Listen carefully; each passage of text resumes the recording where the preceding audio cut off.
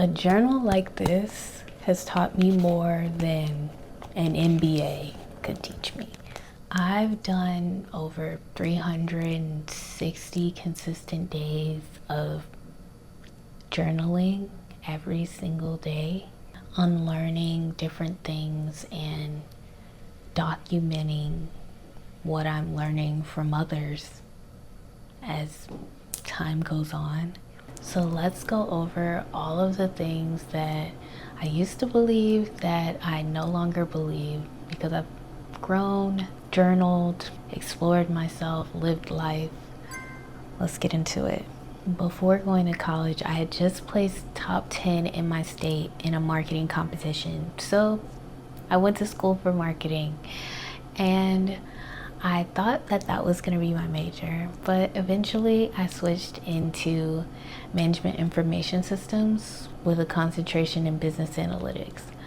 And this major is kind of just business systems and software and business problem solving. And I really enjoyed this major because there was clear expectation and the nature of the courses were very structured and my grades were very predictable. And with this, I plan to become a product manager. I wanted to connect the technical team with the business side and basically have a no-code job that paid a lot of money.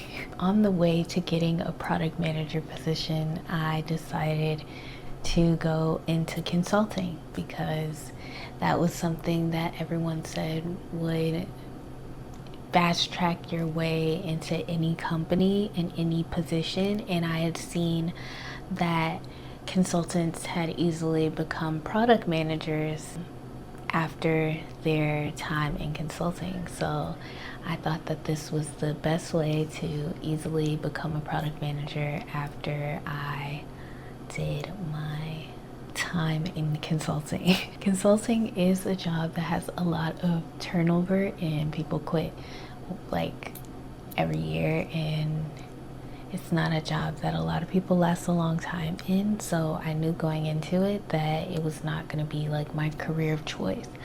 I thought that it was a stepping stone to becoming a product manager. However, I became quickly disillusioned with the corporate culture in consulting, and I think that just code switching all the time and being on edge all the time and just having to basically go to war every day in the office was just not conducive for a healthy lifestyle. And that's when I started feeling okay, what should I do?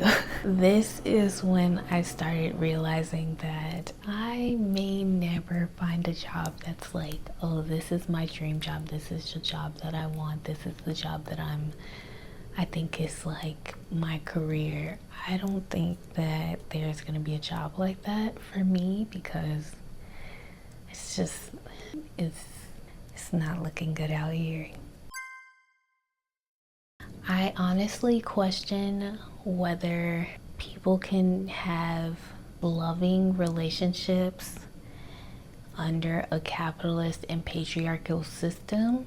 And I think historically and even now, it's just a lot of pressure put on who you date based on what society believes about that kind of person, and that can really dictate if you're gonna be with someone. And then if we were to get into the real tea of who we're dating out here, these men a lot of times are going through a lot more than just oh, they just need to grow up and mature in a relationship.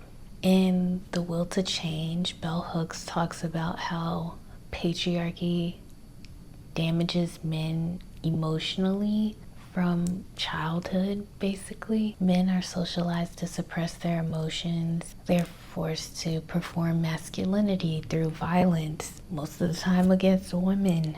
And overall, they value men's opinions over women's. And I think that can make it hard to want to have a relationship with someone when you know that's just the packaging they come with? That's just like, that's their hardware. They're already conditioned to feel like that about you and about everyone else in society. Like, that's just a lot of, and it's just like, how are you supposed to love in that situation? Like, he doesn't even want me to vote. He might not. Like, he might not even want me to decide if I can have the baby or not. Like, who are we dating out here? So I don't know. I just think for me to date, it would have to be like somebody that shares my same values, because like, I can't deal with the patriarchy in my house, or the ableism in my house, or that etc. in my house. Like, I'm trying to be free in here, and I'd rather live alone, and that's why I live alone. So the next one is a little bit controversial. I just don't think that imposter syndrome is real. I don't think that the feeling of unworthiness is real. I think that's just systemic oppression. Like, I'm sorry. I just think it is. I feel like a lot of people's feelings of unworthiness are often connected to sexism, fatphobia, ableism, racism, transphobia. Like, it's connected to all the things. And that's not, like, it. If you were not experiencing oppression, would you feel that way? No, probably not. And I feel like a lot of people's personal insecurities stem from societal pressures and like politics and things that are just like a part of systematic oppression. Like, I feel like that's just like how insecurities kind of work. But like, especially imposter syndrome. The purpose of this video is really so that everyone can just realize that it's okay to change your mind. It's okay to develop new thoughts. It's okay to journal something out and come to a conclusion yourself, instead of waiting for somebody to talk about some stuff on TikTok and then forming their conclusion about that situation and connecting dots that don't even need to be connected. Like, do some internal work today. Get into it. Get into it.